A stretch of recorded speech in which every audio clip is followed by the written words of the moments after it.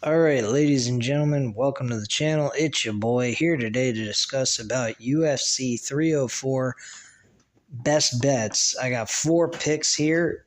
I think you guys might actually agree with me on. One of which I would recommend fading possibly, but I feel that he probably should win more than likely. That's the main event with Leon Edwards versus Muhammad Beal. I think Leon Edwards is going to win that fight. He's a very strong case of winning. He's a very good odds as well. He's a minus 275. I would definitely go with him. He's one of my picks I think could win very easily. I think he's going to win possibly by a decision or by knockout, one of the two. If you wanted to play it safe, maybe go with the over on the rounds, maybe like 3.5, 4.5, depending on what they give you. But I do believe this fight is going to last all the way up to possibly the 5th round, maybe, or the 4th. So depending on how you feel about that, that's up to you. But speaking specifically of winners and losers, I think Leon Edwards is a good pick, minus 275. I think he's got a good chance of winning this fight, more than likely. There are people, though, that think Beal are going to actually pull off this amazing victory. He's a plus, I believe, plus something, like a plus 200, somewhere around there, or close to it. So, I mean, if you wanted to put money on him too, I mean, I wouldn't blame you to do that, but is it really worth going through the unnecessary stress of it? Probably not. But yeah, Leon Edwards, I think, is going to win, but if you wanted to fade him, I wouldn't blame you. Minus 275 for Leon Edwards. Next pick that I would say is a good one is Tom Aspinall. Going up against Curtis Blaydes. Tom Aspinall did lose to Curtis Blaydes a few years back, but from what I've seen, Tom Aspinall has been on a tear. He has been winning. He has been crushing it. And Curtis Blaydes has kind of gone on the downward slope of his career so far. He hasn't been exactly the greatest fighter in the UFC. Compared to a few years back when he beat Aspinall. So I would say that probably Tom Aspinall is the better fighter in this situation. Currently right now on Hard Rock Bet that I have, he is a minus 400. So I would definitely, more than likely, I feel a lot more confident with him. The odds are not exactly great, but when it comes down to do you want to win at least something, than trying to worry about the odds. That's my mindset about betting. My mindset, when it comes down to betting, I'm worried about what gives me the advantage of retaining the money and also getting a little something back. Because you're never going to win a shit ton of fucking money in one shot. It's just not possible. The way they set it up, it's not that way. If you want to do something similar to that, my best recommendation, and this is something I'm going to try and see how this works, because the last time that I went ahead and did a best bets video, I ended up losing, I ended up spending about $140 just to win one bet. That's crazy. And had I split the $70 that I put into that card 2 weeks ago, last week I took a break from betting. That's another reason why I didn't upload a video for UFC. I'm going to start implementing boxing and pro wrestling and do these live, by the way. So if you guys are interested in the UFC and boxing, I will be doing these lives from now on. So if you guys are interested, please go ahead and tune in live or afterwards, whichever you prefer. But it will be Thursday nights every single week. But I just was like, this is crazy. I went 2 for 4. I gave you guys Joshua Van, Christian Rodriguez. I thought they were going to close. They didn't. So it left a sour taste in my mouth, and I didn't particularly like that. So I basically went ahead and had to spend $140 just to win something back. And I didn't like the idea of spending unnecessary amount of money when I strictly put myself at like $70 per weekend. And that's kind of where I should keep it in most cases. That way I'm not spending more than what I need to.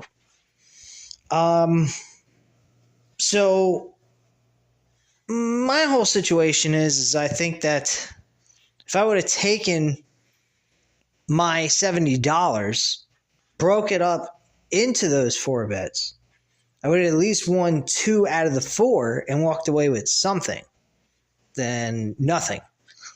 So with that, you take those winnings from what I had, I would have had like $50. Add that with the new $70 I would have for the next week, put those together, combine them, and then split them up amongst different fighters that you want to bet on. And that's what I'm going to try doing for now on. It may work, it may not, but I'll see how it goes. Generally, if you're hitting about 2 out of 4 or 3 out of 4 or even all of them, you're going to walk away with some good money. You're going to walk away with something. You're not going to walk away empty-handed. That's kind of the point of all this. You don't want to put money in and walk away empty-handed and then have to dig back into your account and put more money in so you can win back something.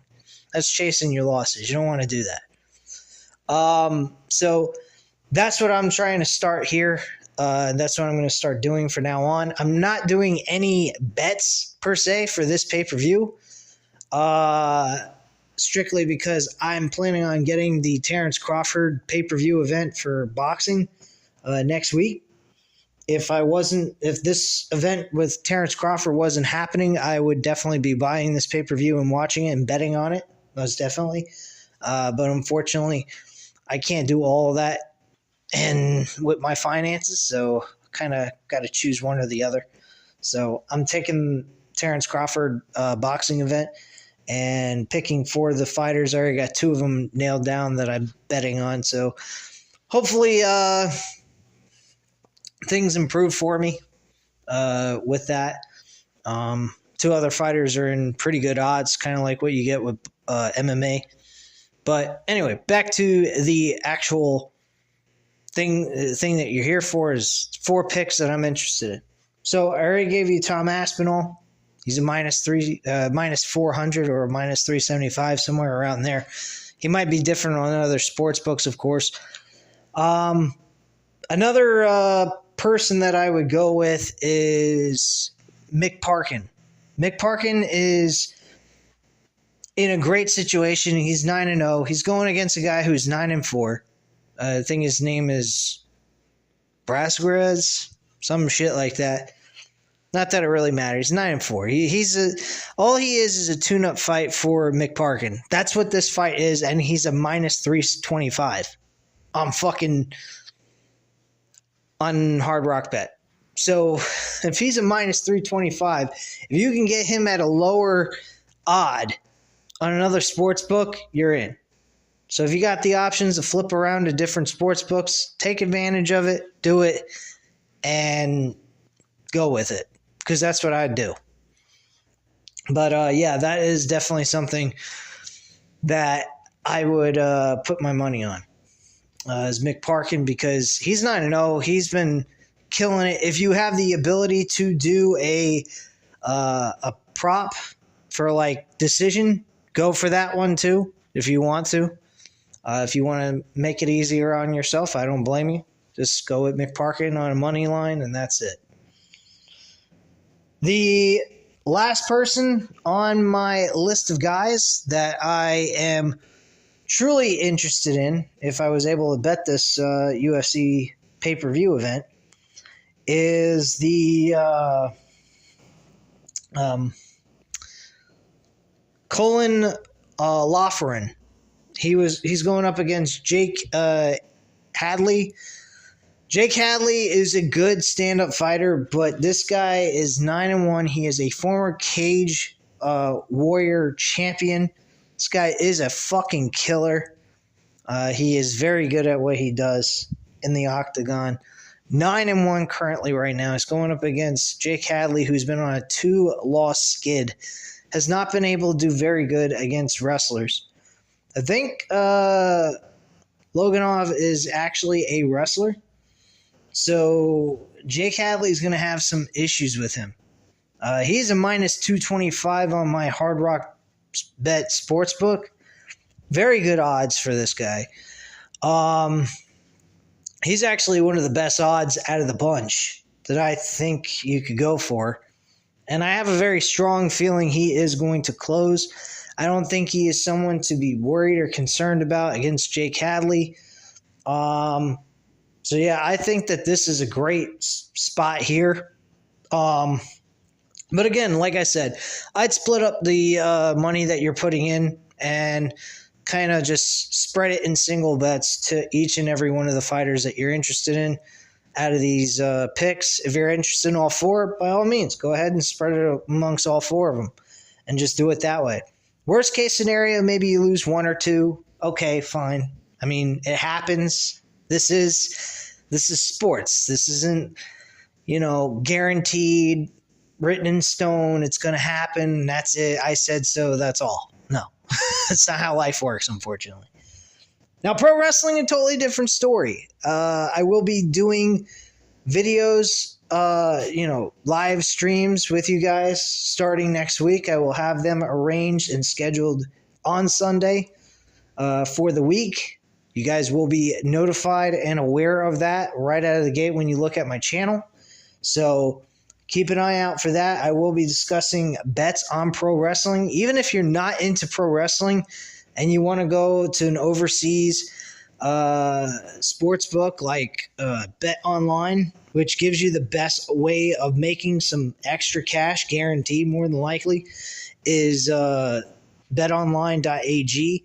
They give you at least $25 maximum to earn. And if there's an underdog that is actually got a shot at winning, because I think I can find underdogs I have before on WWE and AEW pay-per-views where I've won money, and you can bet a maximum 25, and based on the odds on that with a plus money, you can win some really good cash.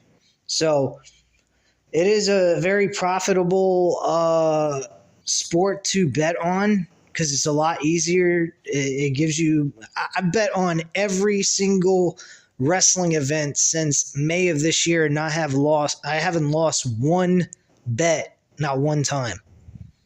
I've been doing really good on betonline.ag. I think I've gotten only 3 losses and I bet 12 times. So I'm 9-3. I got a good winning record. And the only time I've lost bets is on MMA. Basically, the smaller venues, the smaller promotions like I believe it was Cage Fury or Fury Fighting Championships. So these are this is some really good stuff. And betonline.ag is also another great place to bet on the smaller MMA promotions if you're heavily into MMA, which MMA gives you the best odds. The reason why is because there's so many different situations that could happen, scenarios, and it makes it a lot harder to predict on what could really happen because there's so many different scenarios that could take place. Boxing is a little different. It's more straightforward. But the problem with that, betting on boxing, it doesn't give you the best odds most of the time. So that's why people kind of stay away from it. But if you got good money and you can bet, boxing is a great sport to bet on. And even if you ain't got a lot of money, you could slowly but surely build that up over time and make a good chunk of change at some point. It just takes time. Same thing with anything else with this betting shit. So it's all about patience. You ain't got the patience, you ain't going to make the money. You're just going to end up losing. I've made money very well this year. I've made over close to 4,000, I think, or a little bit over 4,000 So I've been doing pretty damn good with my bets and everything else in between. I did hit a $1,000 $1,000 parlay at one point for $50, so that kind of helps. Got a little lucky there, but I was fortunate, and I really was happy when I won. So yeah, that's pretty much all I have to say, though, guys. At this time, you know what to do. Hit the like button if you like this video. Hit the subscribe button if you're not already subscribed to the channel. Leave a comment down below. I'll definitely get back to you on that. Thank you guys very much for watching, and have a great night, guys. Bye.